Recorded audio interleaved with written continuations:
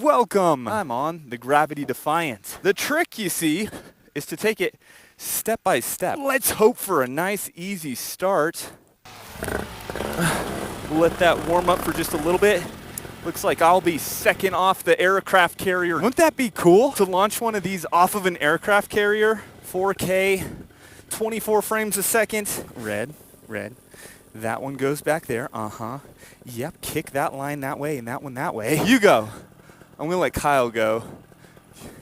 Kyle flies the Chinook. What the hell? Oh, there he is. Okay. Ugh.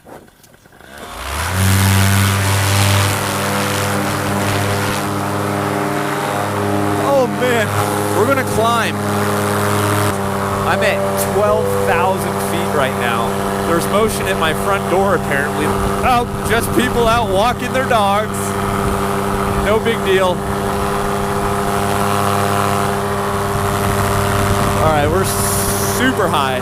I'm gonna stow this phone away because I'm freezing cold and my nimble hands right now could likely drop it. Oh my God, it's cold and the air is thin, I tell you what. I don't know, I'm actually freezing cold. All right, but that's plenty high. That is plenty high for me. Oh my God, this is ridiculously high up. I am 12,000 feet over this mountain range. And hypothermia could be setting in. No shit, it is really, really cold. I've got my hands in my pockets. Fortunately, it's a really smooth night. This camera and that camera up there will have to do. Oh my gosh. Okay. So here was the original plan for tonight, okay? The original plan was to land way down there, which is actually way up in the air. The peak of that mountain is like 8,000 feet high. And the forecast indicated that it was going to be A-okay to top land. Not really. I don't think it's ever really A-okay to top land on a big-ass mountain with cliffs. But I was considering attempting it in that little spot right there at the highest peak because, oh my God, it's cold. But the winds looked okay. They were like kind of scooting along over this open desert, riding up that hill. So I don't know what that means. Ask a paraglider, but somebody told me that would be the ideal conditions for that sort of thing. I just don't have the cojones, really. Apparently that's the case because when I got up there, well, I didn't even get close. I had decided long before. I'm like, nope, I'm just going to keep on going. Yeah, so that's my story, and I'm sticking to it. Man, oh man, it's cold. All right, so flying really high, for those of you out there who aren't, like, smart. No, I'm kidding. For those of you out there who aren't informed about how, like, the air thins out, well, there's your answer. The air thins and temperatures drop the higher you go. And basically, the higher you go, the less air molecules there are. Like, each air molecule is spaced out further and further apart. And so there's a lot of bad things that come with that, like difficulty breathing.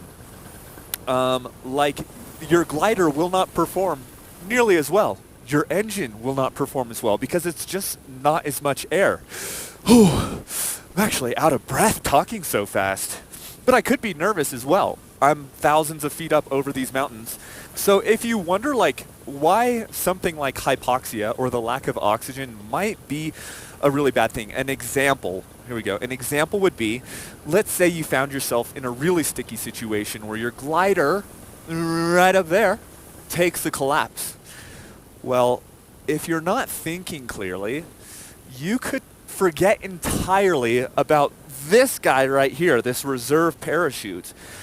And that's one of the effects, side effects of hypoxia, is just to be slow with your thoughts. So if I start talking slow. For those of you who don't fly paramotors yet, what would you be wanting to do as soon as you got, you know, relatively comfortable on your paramotor? Would you want to go on a cross-country flight? Would you want to fly as high as you can, up to perhaps the legal limit of 18,000 feet above sea level? Or would you want to fly it between one of these beautiful valleys? Would you want to fly to McDonald's? I heard somebody has done that before. Go paracamping. That would be badass. Like, think of all the places. Well, you could go virtually anywhere here, paracamping. If you're not subscribed yet, subscribe, because that is definitely one of the things that I plan on doing. So, speaking of that subscribe button, I know that a lot of people watch my videos, and they aren't subscribed. I will kindly ask you to hit that subscribe button. We're doing a hay bale run, hits the ground, brings it on up, swerves it this way, down past these hay bales, brings it up, outside brake, both brakes, over this ledge, leads it back in the chair and gets a little bit of a boost in height, and the crowd goes wild!